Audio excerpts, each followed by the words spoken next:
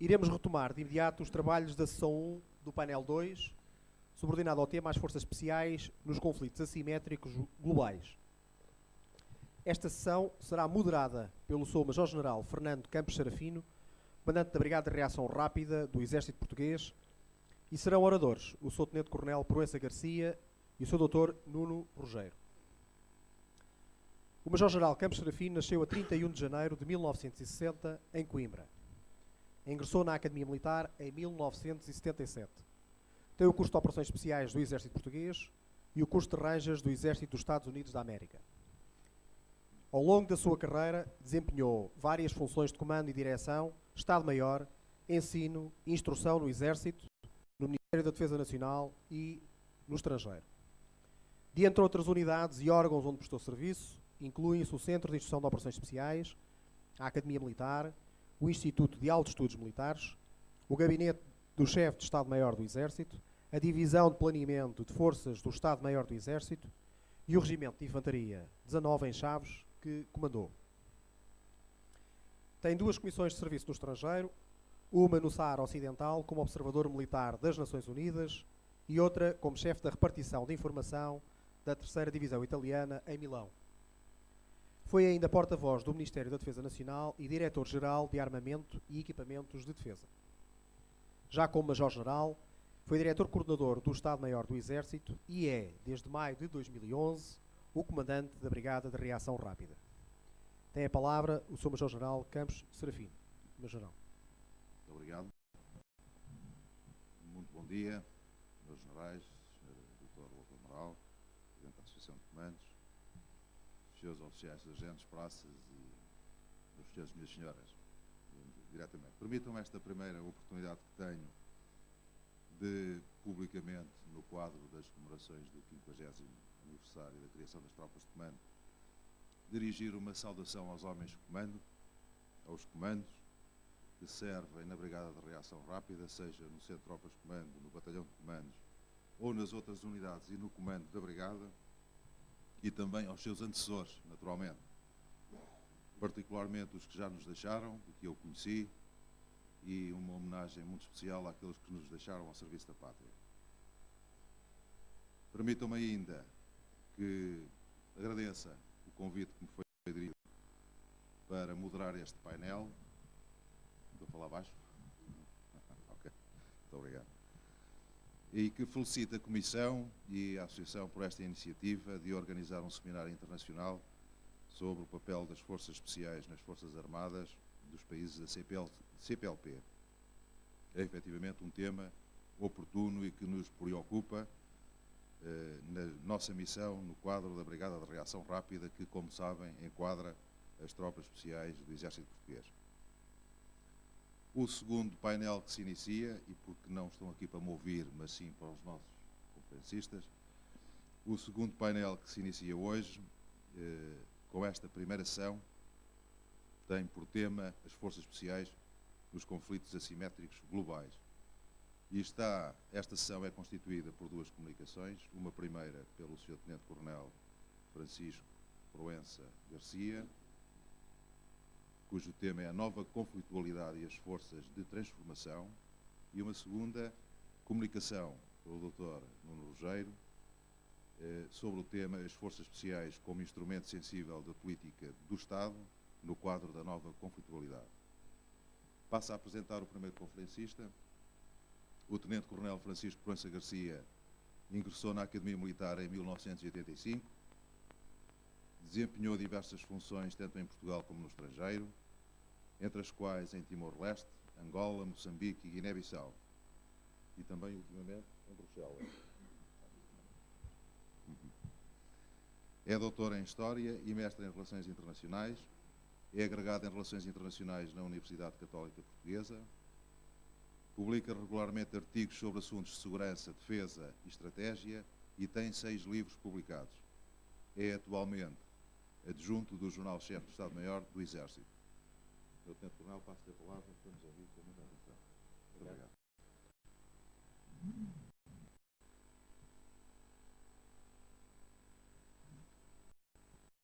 Bom dia.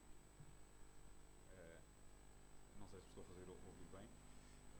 o meu primeiro agradecimento ao local Rogério na mesa e, sobretudo, então, eu faço sempre dar uma coisa.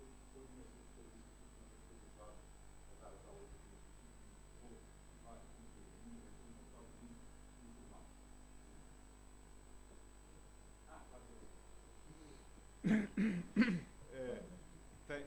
Agradeço também ao Presidente da Associação de Nações.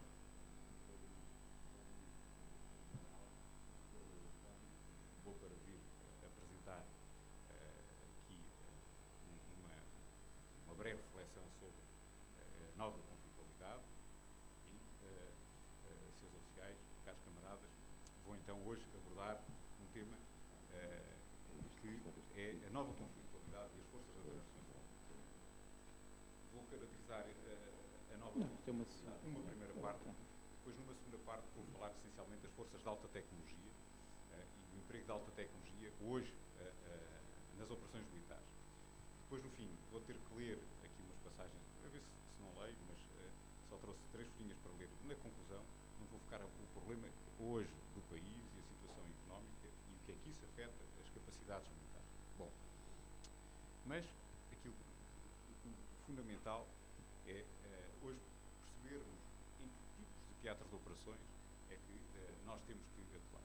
Bom, um âmbito académico, o estudo da guerra chama-se a polemologia, o estudo científico e social do fenómeno da guerra é a polemologia. E hoje, na nova polemologia, nós consideramos que há um regresso ao passado. Estamos a ver o período medieval. A conflitualidade já não é só na tradicional definida por Clausewitz. Hoje há outros atores, além do Estado e das suas forças armadas, que podem utilizar a parte do resto. Também se fala muito na desmilitarização da guerra, ou seja, os objetivos já não têm que estar muito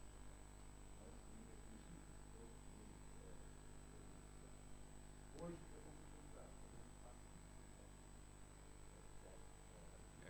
urbanizados. Mas esta nova conflitualidade a sua supramaternidade da violência, a probabilidade e o acaso e a dependência da política mantêm-se. Nós, às vezes, os académicos gostam muito de rotular as guerras do terceiro tipo, de quarta geração, whatever. Mas, basicamente, mantemos o mesmo padrão da violência.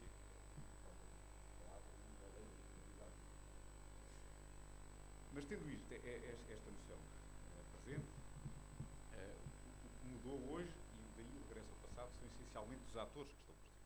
Bem, e a nova conflitualidade também nos aparece muito associada hoje, sobretudo, àquilo que nós designamos pelas novas ameaças transnacionais, que também não são tão novas como isso. Nós é que as revisitamos e reposicionamos por ordens de prioridade as ameaças.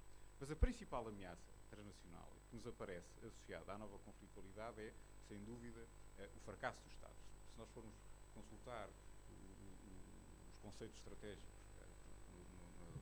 da Aliança, ou se formos ver o documento Solana da União Europeia, ou mesmo das Nações Unidas, o fracasso do Estado aparece mencionado nesses documentos. E o Estado é encarado com várias formas de desmerecência. Não os vou aqui detalhar, mas podemos começar pelo Estado fraco. O grau abaixo será o Estado falhado, ou seja, o fraco é aquele que não exerce, seus órgãos de soberania não exercem sua atividade plena em toda a extensão do território. O Estado, um pouco mais abaixo, neste grau de desmerecência, teremos o Estado falhado, que é aquele que, na ordem interna, já tem alguém que compete na utilização da força e na cobração no cobrar de impostos, e mesmo com responsabilidade social sobre alguma população. Depois temos o último grau da desmerecência do Estado, que será o Estado, como sabe, outrora foi um Estado, suas instituições, e hoje já não existe dentro, já não há uma unidade política que se possa chamar Estado. Bom, mas é sobretudo dentro dos Estados falhados, Estados colapsados, que podem e germinam formas de organização social e que subsistem formas de organização social que hoje estão associadas a operações armadas e essas formas que subsistem dentro do Estado fracassado, nós podemos classificá-las em várias tipologias. São todas elas caríssimas de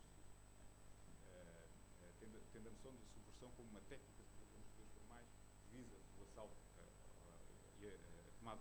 Bom, primeira dessas tipologias é a tipologia única, ou seja, são nas gingas designados gangues urbanos que se organizam por uma questão de sobrevivência e que conseguem conduzir operações armadas, mais ou menos coordenadas, mas pouco sustentáveis no tempo. E exercem extrema violência sobre as populações, contrariamente ao tradicional, a outras tipologias que vivem no meio das populações, mas não as protegem, não têm responsabilidade social sobre essas populações, pelo contrário, exploram e usam essa população como escudo e, se necessário, como moeda de troca. E procuram ter acesso ao recurso natural ao mercado internacional.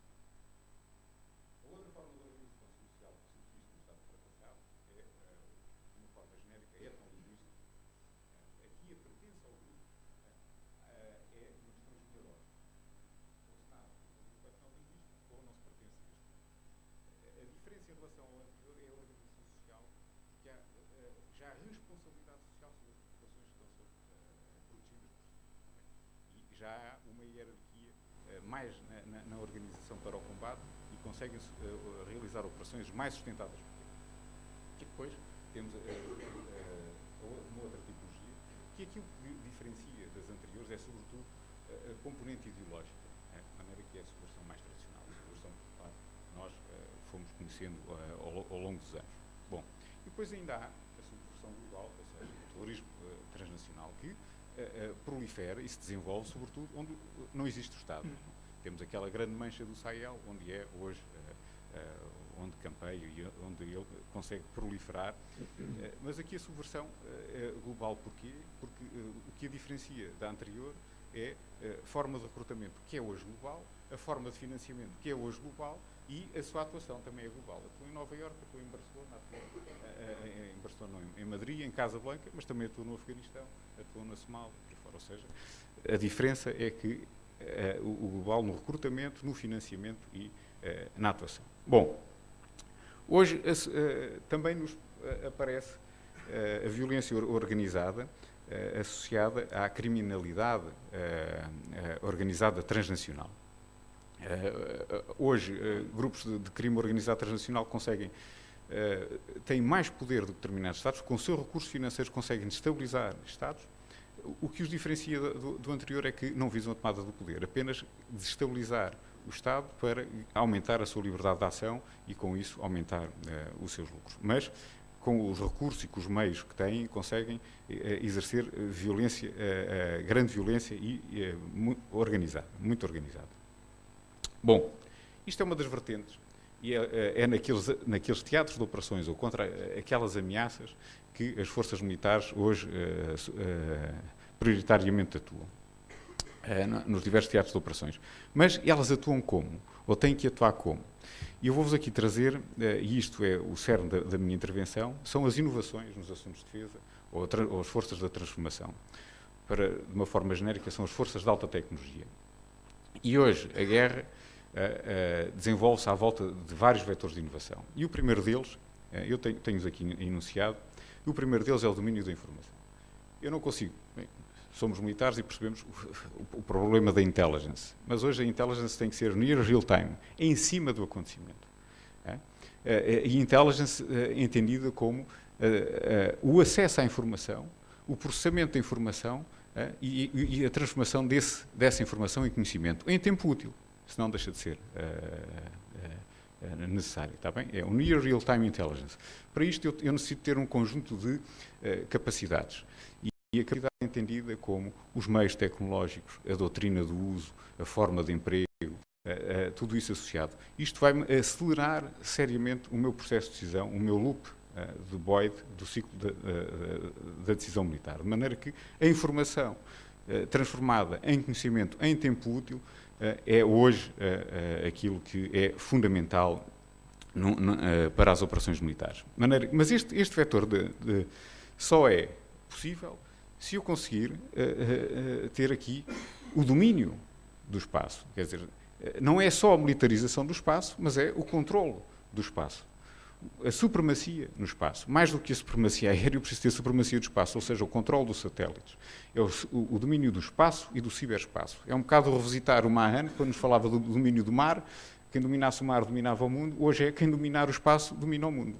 Porque eu só consigo ter a tal guerra da informação, a Network Centric Warfare, ou hoje chamada guerra de comando e controle da informação, se eu tiver o domínio absoluto do espaço.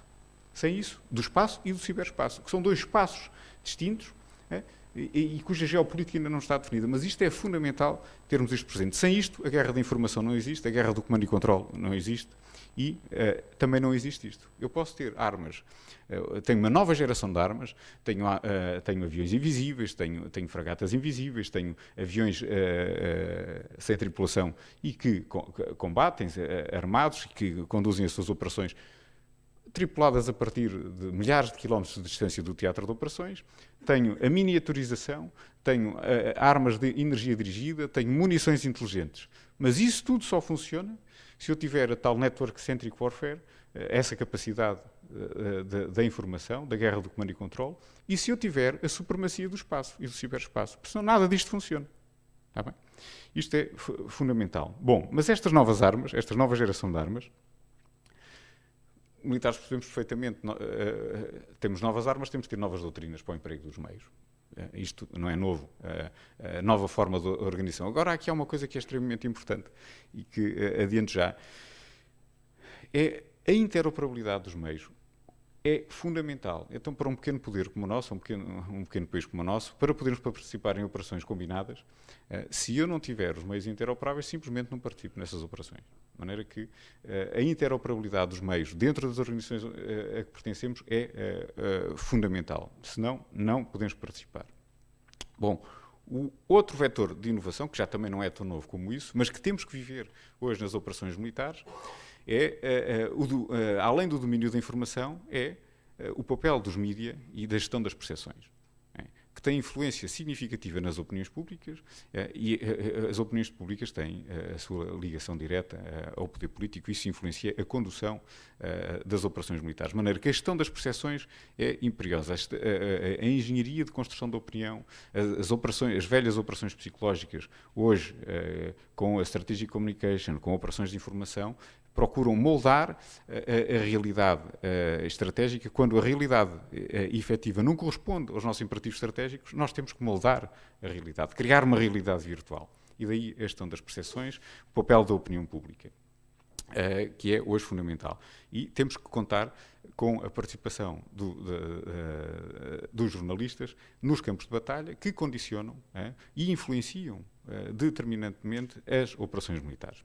Isto leva até o patamar, os níveis entre a estratégia operacional e o tático de antes eram muito diferenciados, hoje isto leva a uma contração e, se for necessário, já não é a primeira vez que o líder político tem intervenção tática por causa de uma operação que foi filmada e um soldado teve uma ação menos correta e que foi divulgada. De maneira que, hoje, nas operações militares, também temos que contar com isto. Este é outro fator de inovação a ter em conta. E um outro que é extremamente importante, que nós vamos fazendo as nossas operações em Timor, no Saara, na Bósnia, no Kosovo, e já estamos habituados a ter as empresas militares privadas. São mais do que empresas de segurança. Há várias tipologias de empresas militares, as da frontline, as de consultoria e as de apoio. Mas para termos uma ideia, e vejo ali o nosso camarada norte-americano, o último relatório do Congresso sobre as empresas militares privadas mostra-nos, eu depois tenho aqui os slides, se assim entenderem, mas, por exemplo, só no Teatro de Operações do Afeganistão, um investimento anual perto dos 30 mil milhões de dólares ano. Está bem? E são centenas as empresas e, por vezes, o contingente variando, quer dizer, ao longo dos anos, o primeiro contingente no Iraque chegou a ser forças de empresas militares privadas e depois é que era o exército norte-americano, e no Afeganistão também. Isto depois tem variações sinusoidais de acordo com a intensidade da conflitualidade, mas temos que contar hoje no CENTCOM com perto de 250 mil contractors a atuar, de maneira que há no mercado de 300 mil milhões de dólares anuais. na primeira década deste século, gastávamos isso na década. Hoje, o mercado anual anda entre os 200 e os 250 mil milhões de dólares para estas empresas, com a dificuldade acrescida para o militar tradicional na conduta das suas operações, quando sabe que tem uma logística que não depende dele, quando tem uma intelligence que muitas vezes não depende dele e quando tem a segurança das suas instalações que muitas vezes não depende dele. De maneira que há que haver uma adaptação no comando e à integração destes elementos. Não se esqueçam que há empresas que disponibilizam brigadas completas, meios aéreos para realizar estas operações, de maneira que temos que contar com elas nas nossas operações militares.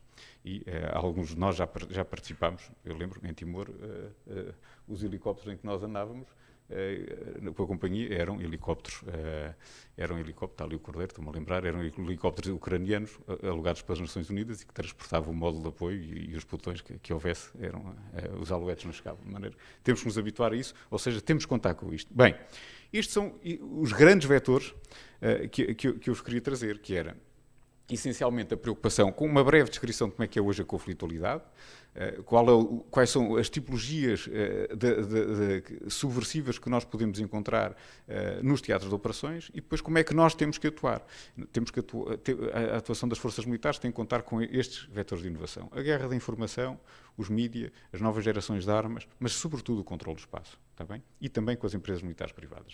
Mas agora, e para terminar, e vou tentar não ler, uma vez que me aguentei até aqui sem ler, é o problema económico. O que é que Portugal tem a ver com isto? O que é que um país pequeno como o nosso tem a ver com isto? Bem, hoje nós temos a noção da soberania, da diferente definição de soberania que temos que assumir, as soberanias são partilhadas e nós participamos em organizações internacionais. Mas ou participamos em organizações internacionais de uma forma credível e contamos para a organização, ou então não podemos participar e somos dispensáveis, somos irrelevantes estrategicamente. Bom, que os pequenos poderes têm que ter no mínimo um núcleo adaptado à sua dimensão, às suas capacidades, para poder participar de forma credível nas organizações internacionais das quais faz parte. E pior, porquê? Porque se não tiver estas capacidades tecnológicas, não consegue fazer operações combinadas. E então é excluído e é irrelevante estrategicamente. Bom, qual é a solução? Temos que investir alguma coisa. Apesar das dificuldades financeiras, não podemos descurar algumas capacidades militares para poder continuar a participar de forma credível nas organizações internacionais em que temos de participar. Correndo o risco de não termos capacidade de interoperabilidade dos nossos meios. Então, aí não podemos fazer essas operações. De maneira que, nestas fortes restrições orçamentais que se vivem na Europa, temos que ter a noção que vou falar na Smart Defense, porque acho que a defesa sempre foi inteligente e sempre sou habituado a gerir os poucos recursos que tem, mas o que nós temos que ter é que a noção do quadro estratégico não é apenas conjuntural, e temos que olhar sempre com os olhos postos para a frente, para o futuro, e ter a noção que ou participamos de uma forma credível e temos núcleos onde podemos afirmar a nossa presença, ou então, também, se não ficamos irrelevantes estrategicamente, e temos que, ao nível europeu e ao nível da aliança, fortalecer os nossos laços com forças capazes e tendo esta noção. Se nós descurarmos muito a área da defesa, podemos transformar a crise económica ou financeira que estamos a viver também numa crise de segurança. E isso é que tem que ser evitado. Está bem? E o meu jornal. Só dito. Muito obrigado, meu Tenente Coronel França Garcia, pela sua comunicação. Passo agora a palavra ao Sr. Dr. Nuno Rogério, mas antes disso, permita-me que o apresente. O Dr. Nuno Rogério é analista, investigador, docente e autor, que dedicou os últimos 25 anos a temas de política internacional, assuntos estratégicos, de defesa e segurança. Ganhou diversos prémios pela sua atividade na comunicação social e esteve na criação do primeiro curso universitário de Relações Internacionais na Universidade de Lusíada, em 1986.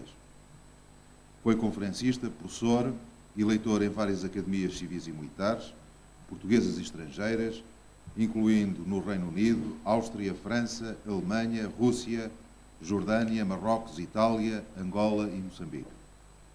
Tem editadas cerca de 15 obras nas áreas do direito constitucional comparado, ciência política, análise estratégica, relações internacionais e história das ideias.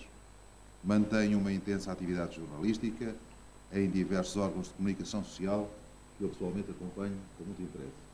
Sr. Doutor, passo-lhe a palavra e agradecia-lhe os 20 minutos para a sua comunicação, para depois termos algum tempo para falar. Muito obrigado.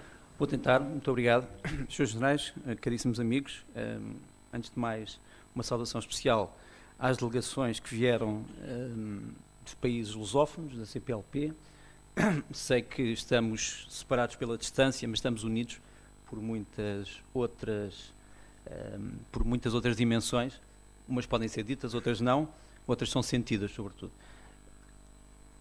Propus-me falar hoje para uma plateia essencialmente conhecedora do problema das forças especiais, e não vou aqui entrar numa grande discussão sobre o que são forças especiais, o que são forças de operações especiais e o que são forças especializadas.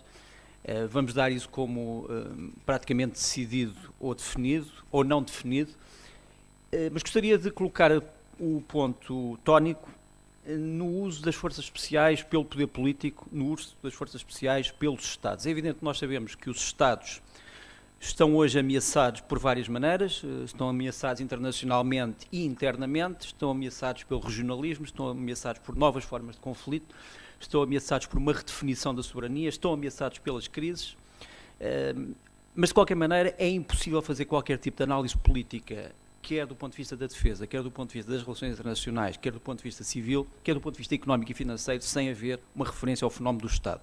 Em crise ou em ressurreição, o Estado continua a ser um elemento importante da sociedade internacional, ou porque a maior parte das organizações internacionais que possuem ainda algum poder são essencialmente organizações de Estados, ou porque os Estados retomaram muitas funções depois das últimas grandes crises de 2007, ou também porque os Estados são os últimos bastiões onde regressam os cidadãos sempre que existe uma crise, quer global, quer regional.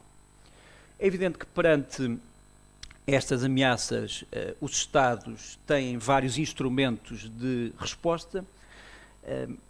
Nós vamos falar de algumas delas. Muito rapidamente, esta exposição depois será transformada em escrito, e, portanto, será um texto. Para já queria apenas dar alguns tópicos. Um dos grandes problemas que penso que nos vai trazer aqui alguma discussão é a questão de saber como é que o Estado, usando o poder militar, consegue resolver ao mesmo tempo crises que são propriamente crises de segurança pública e crises de defesa internacional. Nós estamos hoje perante uma situação em que temos muitas vezes que encontrar uma espécie de ponto de Arquimedes entre as relações das Forças Armadas e as Forças de Segurança e tentar saber em que medida é que Forças Armadas e Forças de Segurança podem, do ponto de vista de uma ótica do Estado e também de uma ótica de alianças de Estados ou de associações de Estados, podem responder aos novos conflitos e aos novos desafios. Um caso típico é o caso de uma missão que cada vez mais é uma missão das Forças Especiais, que é a missão de enfrentar os problemas do terrorismo, em que nós temos quer a atividade antiterrorista considerada como uma atividade defensiva, quer a atividade contra-terrorista considerada como uma atividade ofensiva, muitas vezes protagonizada pelo mesmo tipo de força, ou uma força militar, ou uma força policial, ou uma força de guarda nacional, ou de constabulary. Não vamos perder muito tempo sobre a pré-história, digamos assim, das forças especiais. Nós sabemos que já há ações próximas das ações de forças especiais no Antigo Testamento, com Gedeão, sobretudo quando as forças especiais são usadas para funções essencialmente de espionagem. Vamos encontrar referências àquilo que hoje chamaríamos forças especiais num autor talvez menos conhecido que o Sun Tzu, mas que foi um autor importante do século XI a.C., um autor chinês, Lu Chang, também conhecido como o Duque de Tai, que escreveu o famoso 6 ensinamentos secretos, onde num capítulo chamado A Estratégia do Leopardo descreve em muitos aspectos aquilo que são hoje atividades típicas de forças especiais. Sabemos também que a palavra comando, e estamos hoje aqui a celebrar também o meio século dos comandos, tem uma origem, apesar de ser a origem direta vir do holandês e depois do africano, mas tem uma origem remota portuguesa, provavelmente para designar os pequenos grupos de intervenção do tempo de Afonso de Albuquerque, na Índia, E, portanto, Portugal está também ligado, de certa maneira, à criação de uma palavra que se tornou emblemática do problema das forças especiais. Também sabemos que, através da história, as forças especiais foram uma espécie de extensão das elites do Estado. Basta ver como, por exemplo, o presidente Kennedy nos Estados Unidos tratou as forças especiais com uma certa aura, ao mesmo tempo, de romantismo e de uso específico, sempre que o Estado não queria entrar em conflitos muito extensivos. Vemos também as forças especiais, muitas vezes, como uma extensão do poder do Estado em ações confidenciais e também de execução da guerra por outros meios. É evidente que nós podemos distinguir as forças especiais do ponto de vista do Estado quanto a vários vetores. Primeiro, quanto à natureza e funções. Há Estados em que as forças especiais são essencialmente a tradução de uma função militar especializada, outras em que as forças especiais têm funções militares, quer a nível de campo de batalha, quer a nível tático, quer a nível estratégico. Outras em que as forças especiais são essencialmente forças militares, mas que traduzem uma atividade paramilitar de serviços de intelligence, de informações.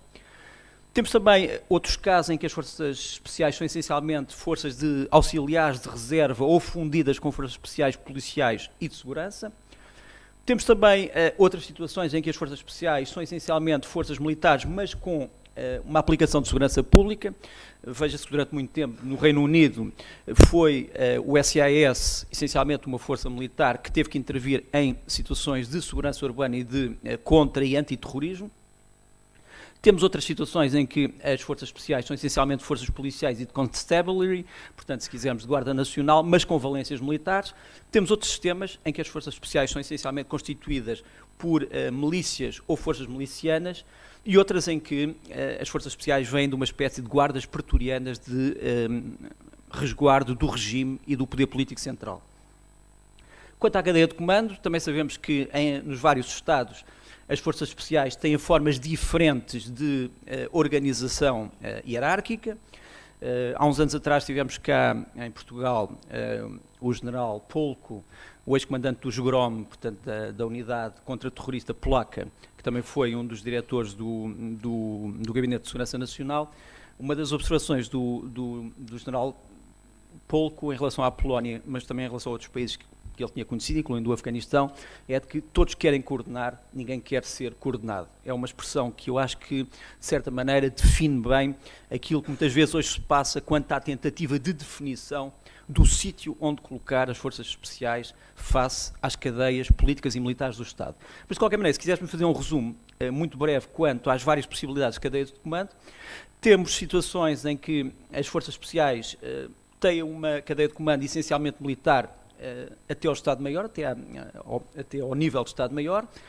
Temos outros Estados em que essa cadeia é uma cadeia essencialmente dentro de um ramo, outros em que é essencialmente uma cadeia dentro de uma arma, outros em que a cadeia é essencialmente política ou militar, portanto que há órgãos, digamos assim, de comando que incluem entidades vindas propriamente do poder político não militar e entidades militares. Temos, ao contrário, uma cadeia de comando militar-política em que o acento tónico é essencialmente o militar e não o político. Temos uma cadeia de comando noutros Estados que é essencialmente política securitária, em que as forças especiais são colocadas debaixo da dependência de um poder essencialmente político ou de um poder político com funções de segurança pública. E temos depois funções ou cadeias de comando em que as forças especiais são colocadas debaixo exclusivamente do poder político, quer seja o poder executivo, quer seja um poder moderador de tipo presidencial, quer seja um poder com mediação, através, por exemplo, de comitês ou através de órgãos especializados, quer seja um poder mediador através de agências, etc. E temos depois também, cada vez mais, cadeias de comando de forças especiais que já são cadeias internacionais ou multinacionais ou até globais, se falarmos de novas tarefas do chamado mundo da globalização e, sobretudo, quando as forças especiais estão ao serviço não apenas de um Estado, mas de uma associação de Estados ou de uma organização multinacional. Quanto à organização, enfim, sinto-me um bocadinho como estar a ensinar o Padre Nosso ao vigário, mas esta é uma perspectiva de alguém que vem de fora das Forças Armadas sobre aquilo que alguns meios que se interessam pelo assunto veem nas mesmas. Quanto à organização, acho que também podíamos distinguir entre vários tipos, forças especiais organizadas em pequenas unidades independentes, tipo pelotão e companhia, em cada ramo ou em cada arma, forças especiais organizadas em brigadas multifunções em inter-ramos, forças especiais integradas em sistemas de comando separado, por exemplo, o Comando de Operações Especiais francês ou o SOCOM americano, grandes unidades militares, policiais e securitárias, portanto, digamos, de fusão, uma única unidade especializada nas Forças Armadas e ou na Polícia ou na Guarda Nacional, unidades atípicas fora das Forças Armadas e das Polícias, unidades ad hoc não permanentes ou task forces.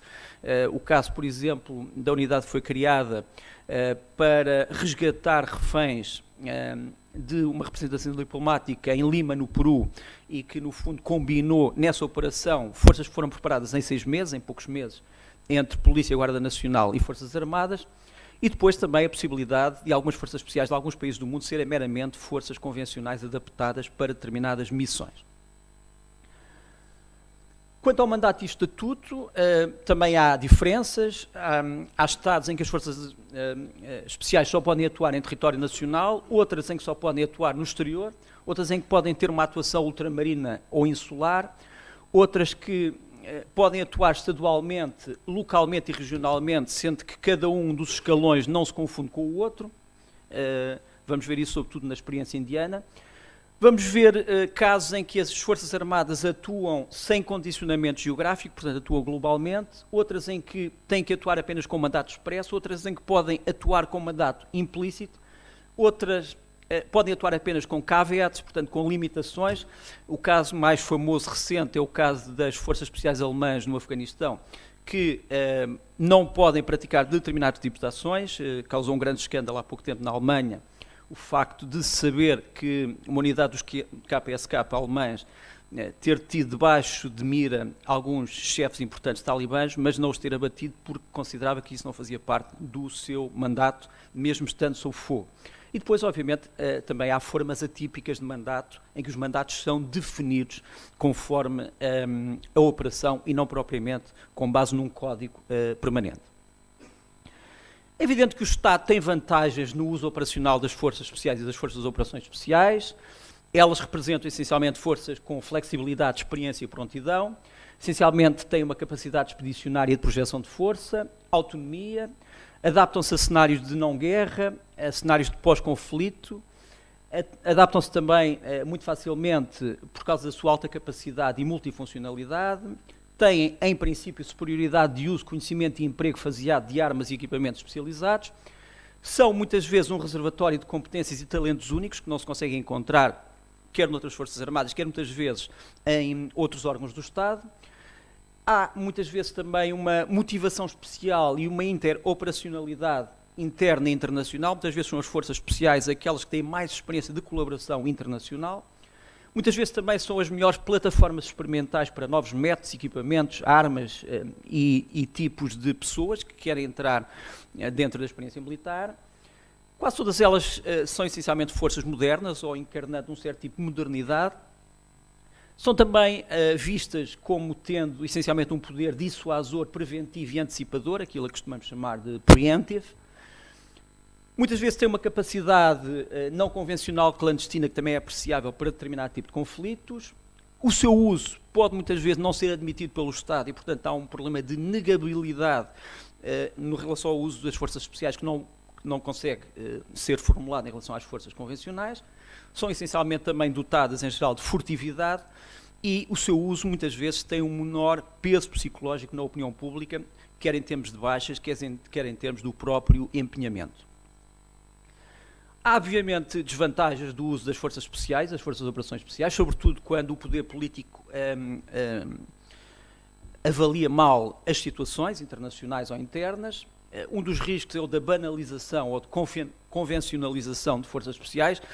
Há uns meses atrás, um oficial de um país NATO dizia-me que o seu país está a entrar num problema, é que só usa forças especiais e, portanto, já não faz sentido falar em operações militares convencionais, porque já não há militares convencionais no seu país em missões internacionais e internas, só há forças especiais. E, portanto, o que ele diz é, se só há forças especiais, porque é que elas são especiais? Já não há mais outro tipo de forças em ação. Um outro problema é o problema da desmistificação de uma certa aura das forças especiais se as suas missões falharem. No fundo, elas são sempre submetidas a uma prova e se essa prova falhar, quebra-se em muitos Estados um certo mito de invencibilidade dessas mesmas forças. Isso pode também ter um problema moral importante. Muitas vezes o seu mau uso traduz-se num desperdício de recursos e também de custos excessivos em relação às forças convencionais em perdas. Muitas vezes elas são usadas em desvios das suas funções e da sua natureza. Outras vezes é que, embora as forças especiais e o seu uso sejam fatores dissuasores importantes, muitas vezes podem ter o efeito oposto, ou seja, pode haver uma possibilidade conjuntural de agravamento de tensões e de retorção em espécie por parte do Estado ou da região que se sente ameaçada. Muitas vezes elas são usadas como última razão, mas antes do tempo. Muitas vezes também têm um problema, é que se estão demasiado tempo num determinado cenário operacional, podem entrar rapidamente numa questão de exaustão de reservas. Muitas vezes a captura de elementos das forças especiais pode amplificar as perdas, por exemplo, se muitas dessas forças forem aquelas que tiverem mais acesso a determinados aspectos sensíveis do Estado e, portanto, em que há uma destruição daquilo que poderíamos chamar o segredo de Estado pela captura de forças especiais. Também podemos ter um problema se houver uma indefinição de objetivos e de alvos por parte do Estado no uso das forças especiais. Se, por exemplo, houver uma indefinição daquilo a que às vezes se chama os centros de gravidade adversários. Se essas forças especiais forem mantidas por demasiado tempo e num determinado sítio geográfico, sem qualquer tipo de restrição, e também quando há uma má avaliação política dos resultados. Enfim, não vou aqui, sobretudo para uma plateia militar, falar dos usos militares das forças especiais, mas podemos listar aqui uma série de usos militares, desde operações na retaguarda, penetração profunda, infiltração e exfiltração, a obtenção de informações de campo de batalha, táticas e de valor estratégico, golpes de mão e assaltos, emboscadas e armadilhas, captura de equipamento, documentos, armas e pessoas de alta importância, patrulhas de longo raio de ação, interdição diária, segurança em zonas de risco, reconhecimento, percussão e pistagem, controle tático, sabotagem, neutralização de indivíduos e grupos, espionagem, ações diretas de grande poder destrutivo, evacuações sob fogo, defesa interna do estrangeiro, treino a forças militares amigas, ações irregulares, ações de infantaria operacional, ações mar-ar-terra, libertação de prisioneiros e reféns, tiro de precisão, operações todo terreno, todo o tempo e diurnas noturnas, ações com armas não letais ou armas corporais, apoio, proteção, reconhecimento em operações militares para além da guerra, telecomunicações de combate avançadas, minagem e desminagem de áreas especiais, operações táticas ou enquadramento de novas tecnologias, interrogatórios militares, polícia militar especial, operações de engano e engodo, chamadas operações de deception, ou também de treino com provocação, as operações red flag, treino de forças convencionais, análise de teatro e também escolta de VIPs militares. Enfim, estas são apenas algumas funções, podia haver mais, e mesmo assim é difícil de lê-las, peço desculpa por as letras estarem realmente muito pequenas.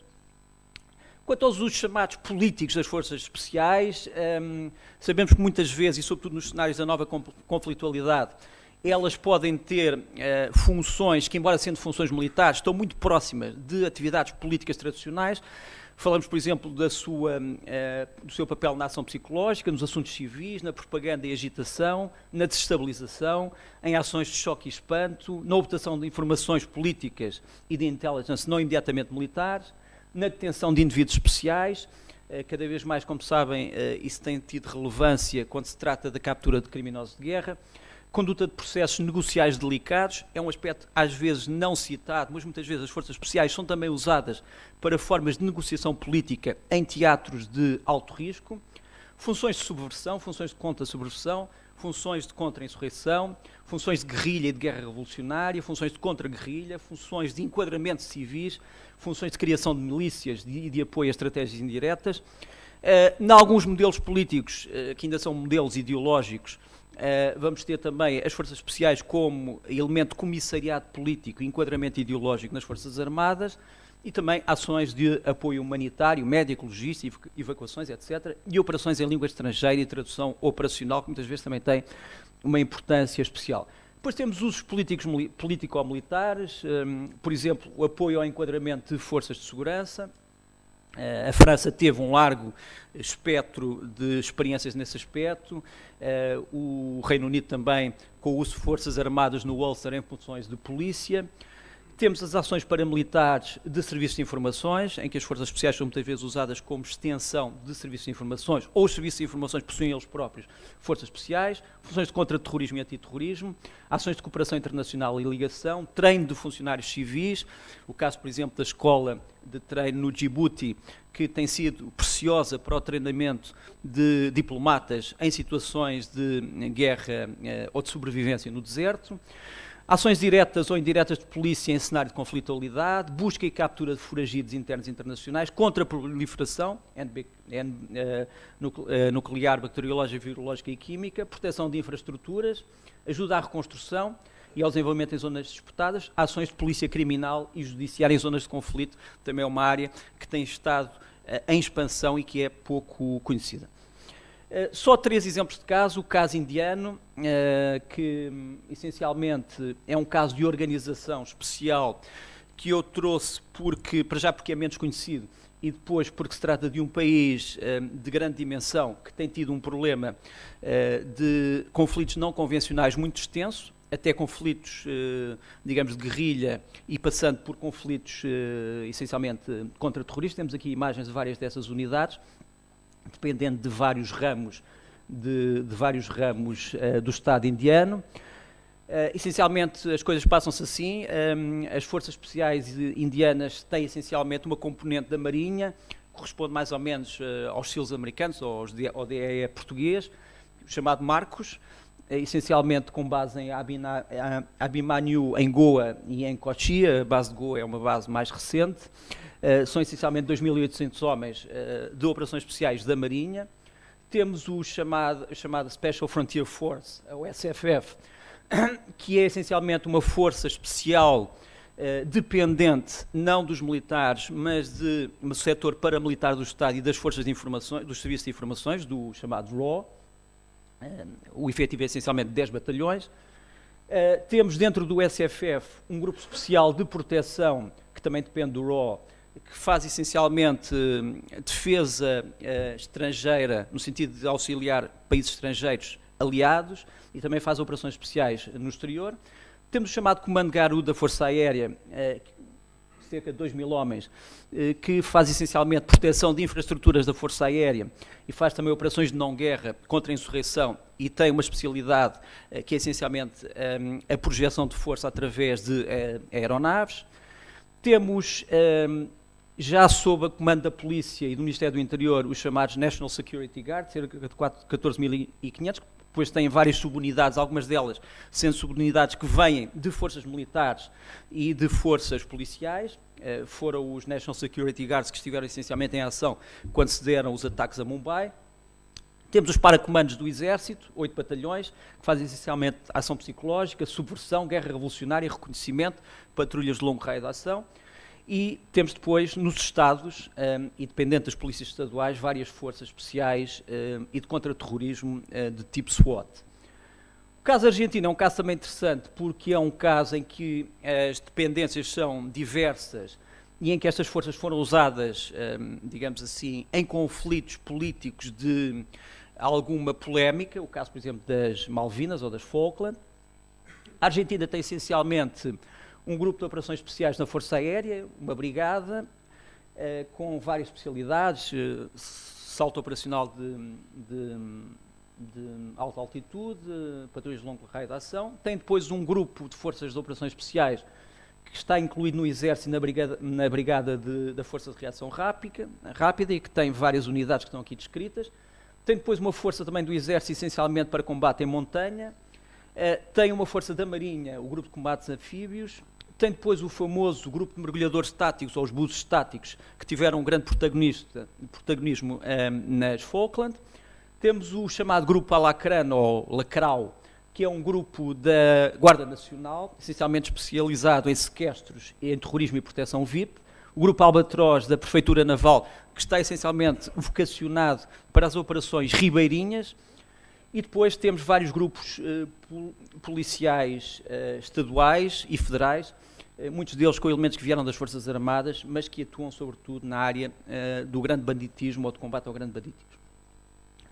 A China é um exemplo curioso, porque é um exemplo mais recente, é um exemplo, enfim, de progressão de forças especiais com muito pouco tempo de evolução, mas já com grandes passos de modernização. Temos aqui algumas fotografias interessantes, por exemplo, uma de um exercício entre forças especiais chinesas e paquistanesas que se deu há relativamente pouco tempo. Temos talvez também um cenário que pode parecer que vai repetir-se nos tempos mais próximos, que é o facto de a China poder, em certas zonas de conflito, destacar forças especiais à civil para proteção de diplomatas, e temos também novas ações antiterroristas protagonizadas pela China. Não é ainda tudo sabido, tenho pena de não estar aqui o nosso amigo Adid de Defesa chinês, que não me deixaria mentir sobre o assunto, mas temos essencialmente este tipo de dependências. Forças especiais, provavelmente à volta de 14 mil homens dentro do Exército, dependentes não só do Estado-Maior, mas também do DIMEM, portanto, se quisermos, da Divisão de Informações Militares do Estado-Maior, que está agora debaixo do Major-General Shen Yuhi. Essencialmente, essas forças especiais têm nomes que são nomes tirados da cultura popular chinesa e que correspondem ou a zonas militares ou a cidades especiais. Temos aqui algumas dessas unidades. Em Guangzhou, por exemplo, temos a espada afiada, em Chengdu temos o falcão, em Beijing temos a espada divina, em Shenyang temos os tigres do Nordeste, em Nanjing temos o dragão voador e a unidade Oscar. É curioso que Nanjing está hoje sob o comando da região militar do general Yang Hui, que já foi um dos homens importantes, foi o número 2 dos Serviços de Informações Militares e que é considerado um dos grandes especialistas do contra-terrorismo chinês. Temos a unidade Águia em Jinan, a unidade 5 minutos em Hong Kong, temos um pelotão de reação rápida em Macau. Depois temos na Marinha o chamado Grupo de Reconhecimento de Fuzileiros, que tem também algumas subunidades, enfim, próximas daquilo que podemos chamar uma experiência de SEALD. Temos depois uma unidade, enfim, que é contestada, não é reconhecida oficialmente, mas que é uma força de proteção especial debaixo dos serviços secretos estratégicos do Ministério da Segurança Externa, debaixo de Zheng Guishang, e que é essencialmente uma força que, enfim, é pouco conhecida, mas que poderá equiparar-se, digamos, às forças de operações clandestinas da CIA americana. Temos depois talvez as forças mais conhecidas do ponto de vista de contra-terrorismo e antiterrorismo, que dependem não do Exército, não das Forças Armadas, mas da Polícia Armada Popular, da PAP, e também do Ministério da Segurança. Temos aqui algumas dessas unidades. A mais conhecida, sobretudo porque já foi visitada por muitos adidos de defesa na China, é a chamada Unidade Leopardo das Neves, que já se chamou Lobo das Neves, e que é talvez a mais conhecida do ponto de vista da contra-terrorismo. E temos também na China um fenómeno que foi há bocado referido pelo Sr. Tenente-Coronel e que é um fenómeno importante, é que se começa a ver-se na China também uma questão de privatização da segurança, ainda não com reflexos na política externa chinesa, ainda muito controlada, mas que já tem algumas entidades interessantes. Por exemplo, a entidade Alpha Angel é essencialmente um serviço de segurança privado chinês e israelita, com especialistas israelitas que vivem na China. Temos o chamado VSS, que é essencialmente um grupo de segurança baseado em veteranos, pessoas que foram desmobilizadas e que, entretanto, entraram na segurança privada. E temos a Shandong Huawei, que é essencialmente a primeira grande corporação de segurança formada por grandes empresas chinesas. Vou acabar só para dizer que as Forças Especiais, como instrumento sensível da política do Estado, põe questões importantes de uso, quando usar, como usar, por que usar. As regras gerais têm que ser essencialmente as regras do bom senso, proporcionalidade no uso, atualidade da ameaça, possibilidades de êxito e o facto desse uso poder aparecer como um mal menor.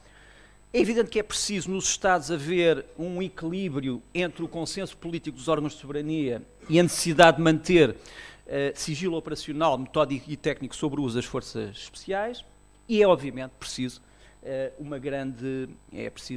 termos um grande conhecimento das possibilidades e características das forças especiais por parte dos órgãos de soberania. Ou seja, se o poder político não conhece as forças especiais, não as pode usar, obviamente, com eficácia. Muito obrigado. Obrigado. Muito obrigado, Sr. Dr. Nuno Rogério. Bom, temos, bom ou mau, temos pouco tempo para o planeamento do seminário. Restam-nos, peço ao Coronel Serrano que me corrija, cerca de 5 minutos. Mas eu julgo que ainda poderíamos ter hipótese, se alguém pretender, de apresentar uma pergunta. Eu estou a ver aqui o Tenente Coronel Pipa Amorim. Faz favor, meu Tenente Coronel.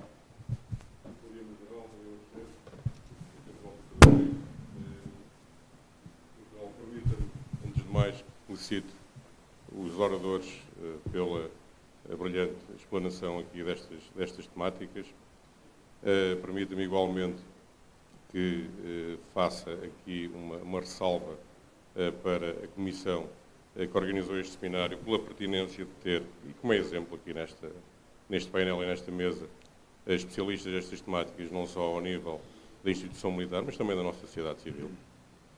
Permita-me igualmente aqui uma pequena reflexão a algo que o Sr. Dr. Nuno Rogério referiu, que é a questão das task forces, neste momento. Isso é um paradigma em termos de utilização desta tipologia de forças. Quem passa por cenários como é o caso do Afeganistão, como é o caso do Iraque, essa é a constatação. Não há tipologias de forças desta natureza que trabalhem de uma forma isolada. Trabalham, portanto, em forças de tarefa, única e exclusivamente. Portanto, o paradigma que nós cá em Portugal, por vezes, ainda temos alguma dificuldade em compreender, é um paradigma que, nos dias de hoje, está totalmente ultrapassado ao nível de outras forças, que efetivamente constatam e veem a aplicabilidade e a necessidade destas realidades. Eu, a título de reflexão, peço que seja entendido o porquê, nomeadamente o Reino Unido, ter criado há cerca de uma década uma unidade que se chama Joint Special Forces Support Group, precisamente porque não tinha uma unidade de comandos, tipo de comandos, para apoiar as intervenções e as atuações do SAS. Portanto, nós cá em Portugal acabamos por ter as forças, mas se calhar não temos a grande vontade, portanto, em termos da conjugação destas forças de tarefa. Por último, e peço desculpa por esta explanação um pouco mais alargada, a pergunta. Vimos que, efetivamente, no atual quadro de conflitualidade, com a emergência de novos atores, portanto, e novos cenários, as forças especiais têm um papel fulcral, pela sua flexibilidade, pela sua capacidade de intervenção, até pelo seu baixo custo, face, digamos, aos constrangimentos económicos, como foram efetivamente explanados pelo Sr. Tenente Coronel Proença Garcia. Mas a constatação que nós temos, ou pelo menos que eu tenho, e daí a minha pergunta, portanto, realmente à mesa, é que o investimento nas forças especiais, nomeadamente ao nível nacional, e contrariamente àquilo que se passa, portanto, a nível de outras nações, veja-se o caso do SOCOM, que nos últimos anos, todos os anos, duplica o investimento, portanto, nesse tipo de forças. A nível nacional, esse investimento nunca foi uma prioridade. E aqui a minha dúvida, isto prende-se com um fator de visibilidade, e efetivamente nós sabemos que, ao nível, portanto, das forças especiais, nomeadamente ao nível das forças de operações especiais, aquilo que se passa em termos do seu modo de atuação, coberto ao discreto, se calhar retira-lhe alguma visibilidade. Portanto, se o problema é uma questão de visibilidade, ou se é uma questão de falta de confiança dos decisores políticos. Muito obrigado, Sr. General. Muito obrigado, Sr. Tenente Coronel. Não sei se... Eu para já peço desculpa por me ter estendido, devia ter resumido muito mais aquilo que tinha para dizer, mas era muito. Acho que o problema que coloca é um problema importante, fundamental até. Acho que nós vivemos ainda numa fase de grande desconhecimento do poder político face àquilo que são as realidades, quer das Forças Armadas, quer das necessidades internacionais que podem justificar o uso de Forças Armadas. Assim como o poder político não percebe muitas vezes o papel dos serviços de informações, também não percebe muitas vezes o papel das Forças Especiais, também não percebe muitas vezes o papel do uso localizado do poder em determinadas situações. Portanto, há aqui para já um problema de desconhecimento. Mas também há, não podemos escondê-lo, um problema de algum preconceito em relação às Forças Armadas em geral e às Forças Especiais em particular, preconceito ele que é um preconceito, como sabem, derivado da ideia de que os militares já não são necessários, enfim, que hoje precisamos de outro tipo de entidades que não propriamente a entidade militar. Depois há um terceiro problema, que é um problema se calhar também, eu não sei como tratá-lo aqui, mas enfim, talvez um problema mais interno ou institucional, em que as próprias Forças Especiais são vítimas de um crescimento talvez pouco equilibrado de outros setores militares. Quer dizer, elas próprias são olhadas como parentes pobres dentro das próprias instituições militares. Não estou a falar de Portugal em geral, estou a falar de vários países. Podia falar também de Portugal. Precisamente por elas serem mais económicas, por elas parecerem ser mais discretas, por elas parecerem ser mais disciplinadas, por elas parecerem ser mais obedientes e mais dadas a sacrifícios. Há um bocado esta ideia, bom, se são dadas a sacrifícios, poderão sempre ser dadas a sacrifícios. Ou seja, sacrificam-se e não se queixam. Muito obrigado. Meu Tenente Coronel, não sei se quer acrescentar mais algo. Só dizer ao Paulo que, bom, de facto não têm sido contempladas, mas todos nós temos passado pelas privações e das adaptações necessárias ao reequipamento face às constrições que temos tido nos orçamentos. Mas penso que as forças especiais neste momento estão a ser, não se podem, como é que posso dizer isto, sem ferir suscetibilidades. Há uma reorientação do esforço e foram dotados, os comandos receberam umas viaturas novas há pouco tempo e espero que esse esforço sustentadamente seja continuado. Só para os comandos. Lamego não tem acompanhado a evolução, mas também não me parece que todos nós nos queixamos. Todos nós nos queixamos e as prioridades durante uns anos foram para os meios mais pesados, mas penso que pelo menos o programa das 4x4 irá andar, e, nesse sentido, para a mobilidade das forças especiais, é seu tempo. Muito obrigado. Eu devo confessar que o Coronel Proença Garcia passou-me assim em segredo que a pergunta era para mim, tinha a ver com investimentos. Eu não me livro do carimbo de Diretor-Geral de Armamento, mas neste momento não sou.